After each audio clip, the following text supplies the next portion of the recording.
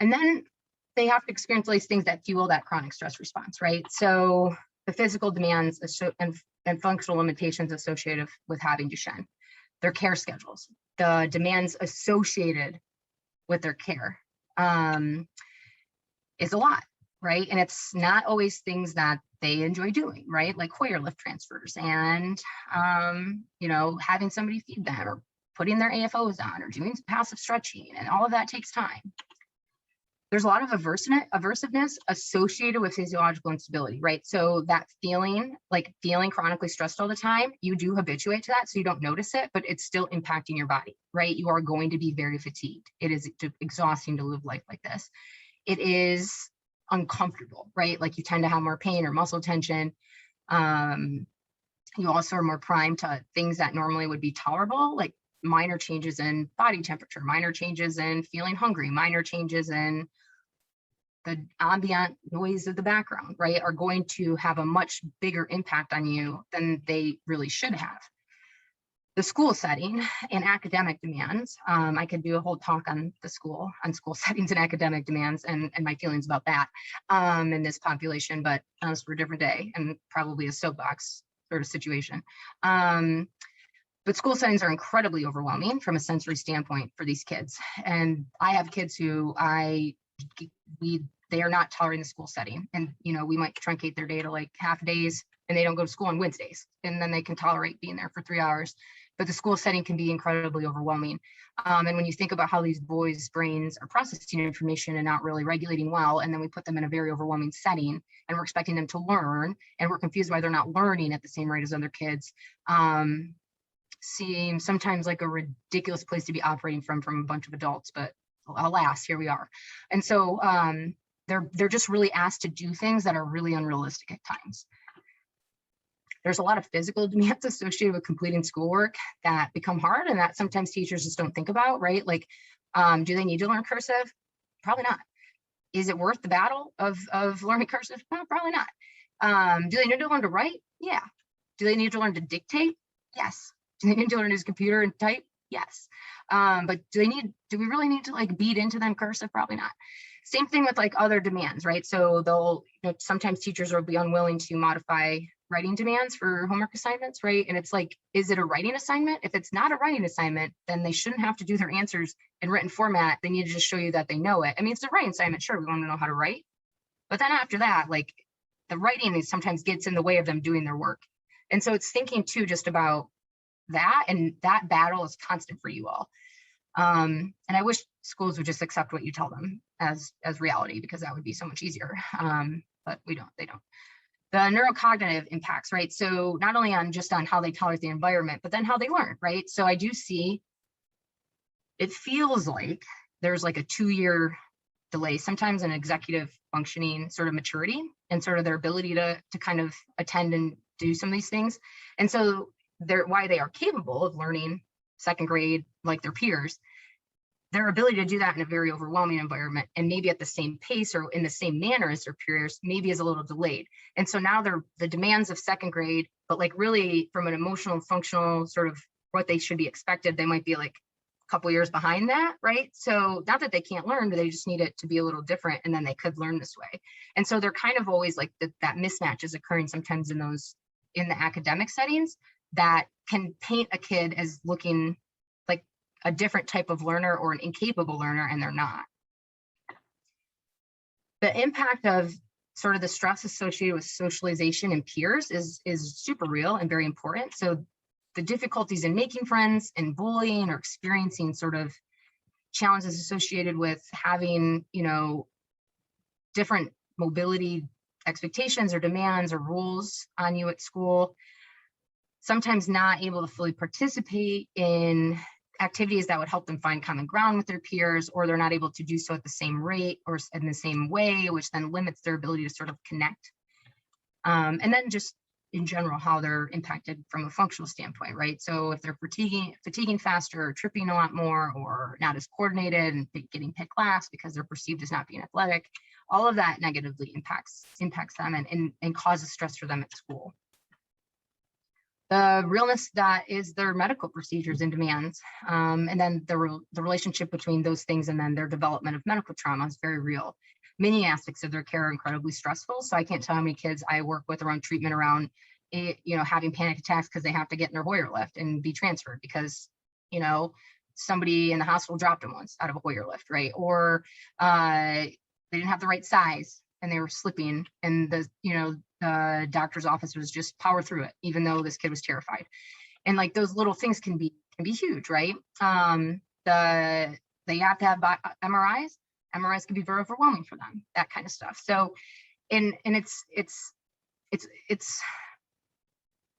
it also plays out over time. So you might have a clinic visit on Wednesday and you might be riding the impact of that for days, right? Like they might have a stressful day at school and that might impact them for days because their body just doesn't shut down as well or as quickly.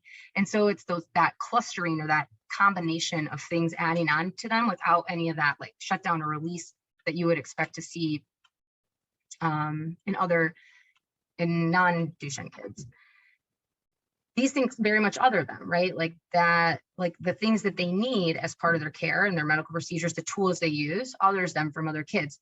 It makes that very aware for them. It makes it very aware for other kids that they're different.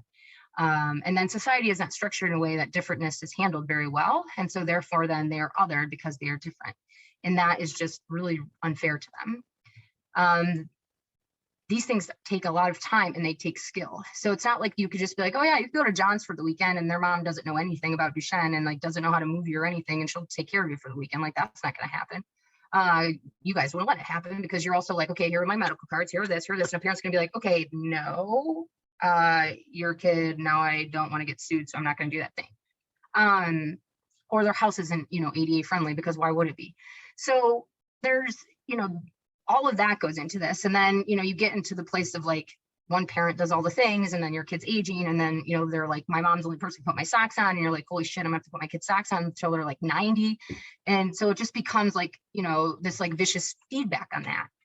And then you have the impact on families and caregivers in general. So like your relationships with your partners and your significant others, right? There's a reason why the majority of divorces occur in the first, 4 years after having children for the first time, because having children is incredibly stressful and it changes the nature of your parenting relationship naturally, right? Because kids take a lot of attention, so you automatically don't have as much attention for yourselves. For this population where you have kids who need more over time and they decline more over time, that never goes away, right? Like normally your kids get to a place and you're like, oh, we can reconnect, you get all this, but for these boys, like that persists, right? And you can quickly find yourself all of a sudden 10 years later, like we've been living different lives, right? Just trying to survive. And like, we don't really have this partnership. And then that adds either stress, right? Sometimes families dissolve and now that's even more stressful because caring for these boys with 2 adults is hard enough, let alone doing that as a single parent. The expectations prior to giving birth are real, right? Like nobody is sitting there being like, oh my gosh, I hope I have kids with chronic medical conditions. That's horrific and going to cost all this time and money and pain. This sounds super fun. No, you have all these hopes, expectations, dreams for your kid. You give birth, you're doing great. And then you start to notice these things over time. And there's a grieving process to that.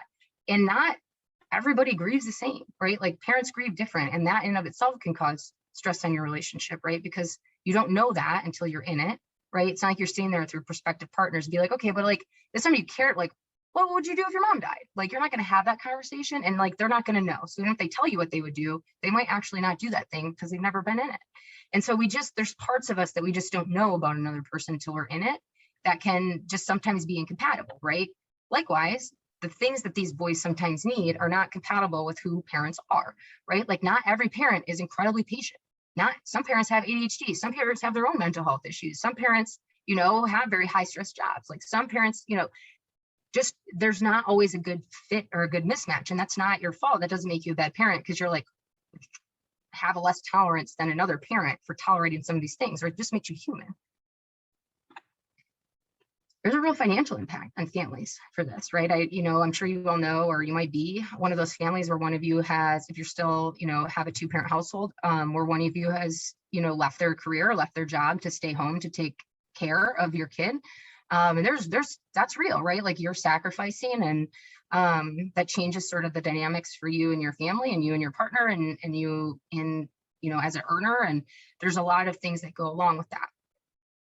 Kids with Duchenne can be a lot. I joke all the time with people I work with that I would fight somebody to keep my kids and families with Duchenne and Becker muscular dystrophy, because although these kids are incredibly challenging, I've never met a parent population in my life that is so committed and so adherent to the things you ask them to do. And so although these kids are challenging, they have families who tend to be committed and very much on doing the things that are asked of them, right? Regardless if that adds another hour onto their already 6-hour time frame of cares that day. But that is going to impact the family unit and especially siblings. And so there is a real impact on sibling development and sibling interactions and the ways that those two things kind of impact each other with the kids and their siblings and vice versa. And then maternal manifesting carriers is a whole other ballgame. But the one plug I will make about that is if you are a manifesting maternal carrier and you have a lot of experiences with anxiety, that your pattern is probably very similar to your son's pattern. And what I find when I hook my moms up to biofeedback equipment with my boys, I see a very similar pattern and a kind of a feeding pattern. And so sometimes just recognizing that about yourself and using some of the strategies that you've learned that can help the boys can be very helpful to you. But sometimes restructuring sort of things in your family that are known trigger times, like bedtime is a common one where my manifesting moms are doing bedtimes and they tend to go poorly. But bedtime is a hard transition point for the boys. And when you have a vulnerable sort of arousal system like they do, when they're acting in a certain way, no matter how much you're keeping it together, your body's still reacting, and it can just make them makes it really hard for them to shut down and wind down, because humans are very socially contagious, connected creatures. And so they're going to feed off your physiological arousal process. And we see that in our computer data. And so sometimes just restructuring those things and having dad do it or having a different process for that can be really helpful. I mean, if you're a single parent, it is what it is, but knowing that that is part of it and it's not your son's fault, it's not your fault. It just is a really hard thing for them to do and for you to do that's just real can help sometimes. So I want to make that plug. And these stressors and all of this, right, over time leads to these small windows, right? And they're building it out of it suddenly, right? And quickly. And so there's just not a lot of wiggle room for them.